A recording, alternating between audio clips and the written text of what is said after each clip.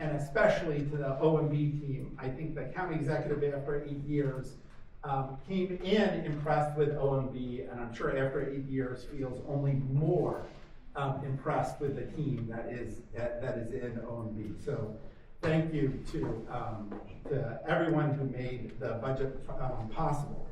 So we are here today to go over what is in the budget, to remind people what we've been through over the last several years, including a global pandemic, construction cost escalations, 2 federal shutdowns, an affordable housing crisis, and growing homelessness in our community. But even during that time, the county has moved through and continued its long-standing, multi-decade tradition of prudent management, which has allowed us to have the flexibility to do much of the investment you will hear today. It has allowed us to put in a record amount of money for public school construction. We are expanding affordable housing. You know, just in this 8-year period under the Eldridge administration, 9,200 units of affordable housing has either been constructed or preserved. This budget, you will also see advances the bus rapid transit plan with 3 lines moving forward, including constructing the Beers Mill BRT line, which will link the 2 ends of the red line outside of the Beltway, as well as designing the central section of the Route 355 BRT. So, over the last several years, during this unprecedented times, we have delivered an amazing number of important projects across the county. The Clarksburg Fire Station, a new 6th District Police Station, the amazing Silver Spring Recreation and Aquatic Center, of the Emergency Homeless Shelter on Neville Street, 10 new or rebuilt schools, including 3 high schools and 11 school additions. And I think that just scratches the surface of the things that we do for the physical plant at MCPS. We are advancing the Clarksburg Library, the Shady Grove West Library, the Western County Recreation Center, the long talked about Wheaton Arts and Cultural Center, and the Diversion Center here in Rockville. But challenges still exist. Obviously, the school system, the school board made a request of a record amount of money to the school system. The leadership of Dr. Taylor has put forward a number of very critical issues that you will hear the county executive talk about the need for our community to face. But obviously, we still have to maintain aging infrastructure. We have to build affordable housing. We have economic development to work at. We have climate challenges. And we have to make sure we have a county government ready for the future. So, again, number 1 cost pressure in this budget, the $1 billion increase that the school system asked for. But of course, there were increases across the board. Every building is more expensive. Every new project costs money. And the county executive had to try to balance that all within constrained revenues. So, you know, we don't have unlimited amounts of money to put in, and certainly uncertainty has built during the last several years as federal aid has decreased for a variety of things for the support, not just our government, but state and local governments around the country. The state needs to face some interesting issues about its support for school construction. The Moore administration has provided us with records amount of money through the Built to Learn. That's what you see with the BTL, the Built to Learn initiative.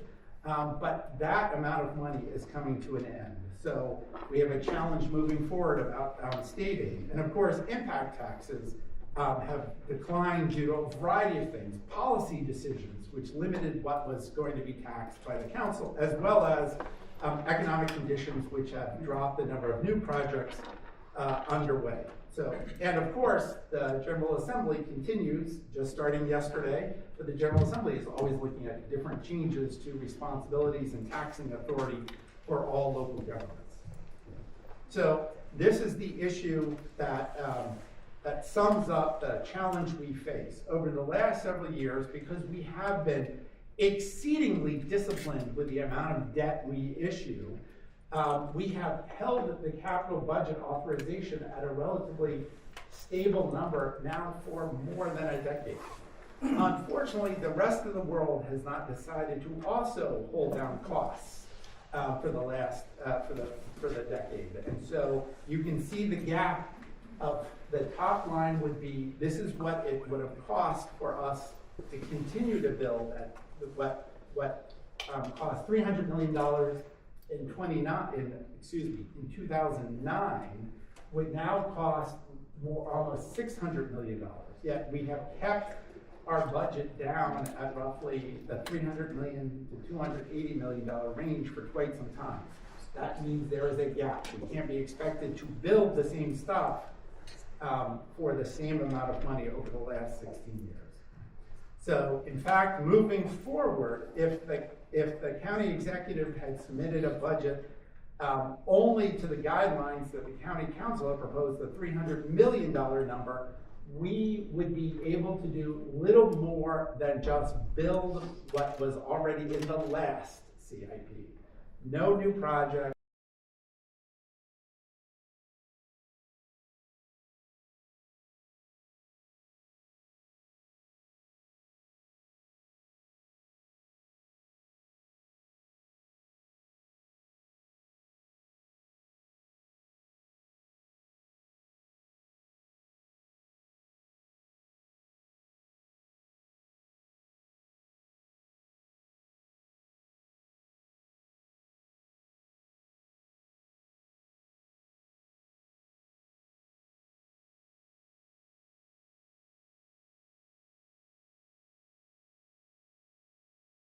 Transportation helped. It's ridiculous, and if we had the authority to do that, it would be very straightforward. And we need the council to support asking the state just for the authority.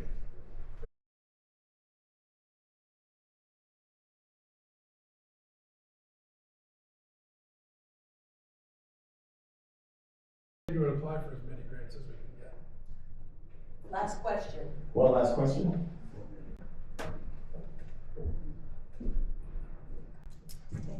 Mr. County Executive.